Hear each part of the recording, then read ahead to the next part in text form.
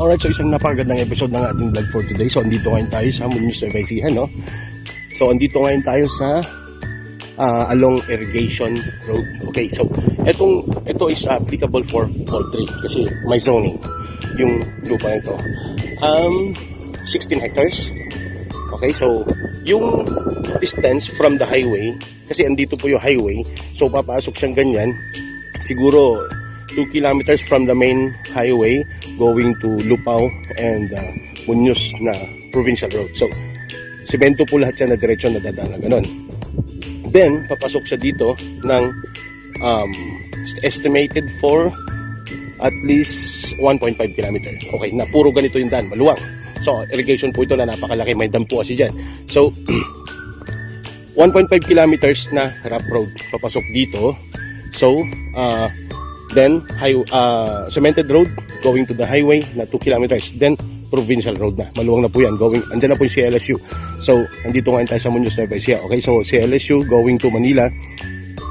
So, maganda po yung access ng daan papunta dito. Okay, so yung lupa is nag-uumpisa po dyan sa kabilang side ng irrigation. So, ito yung papasok doon sa lupa. Pag end po nito, dyan sa may mga tao. So, andyan na po yung umpisa ng lupa pag ganun. Okay, pag ganun, then pag ganun. So, perfect na halos square yung shape niya. At flat na flat. Okay. So, napakaganda ng lupa na ito dahil flat na flat, very applicable for poultry. So, yun, yung may nagro-rotor na tractor. So, yan po yung sakop ng lupa pag ganun po siya. So, along irrigation, so may malakas na tubig dito. So, 200 per square meter pala yung price dito, okay? So, ilalapit ko lang para makita po natin, alright? Ang laki ng irrigation na ito, ang laki. Ayan, so, ito yung access papasok dun sa lupa. Then, ito na yung umpisa ng lupa. Okay, so, ito na yung umpisa ng lupa pag ganun. So, pahaba. Mula dito sa may dulo ng baka. Okay?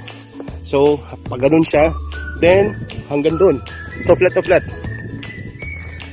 Di ko lang alam yung eksakto na hangganan doon, pero ito na yung pinaka-main ng ng lupa na 16 hectares. So, flat siya and may slight na terrain. So, kung gagawa ng building is napakaganda. And malayo na rin siya sa kabahayan.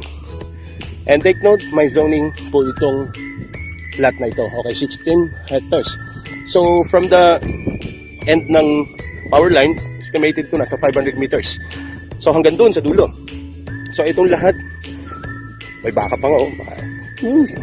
So flat siya. Yan, sakop po niya yung nag-rotor. Okay? So hanggang doon sa taas. So pag ganun po siya paikot. So yung gilid po ng irrigation, yan po yung umpisa. Then pag ganun, then pag ganun. So paikot po siya hanggang doon. So napakahaba nung frontage dito. Pag end nung bridge. So yan yung umpisa. Pag ganun, then hanggang doon. Then palikod na. So very very flat dito sa area nito.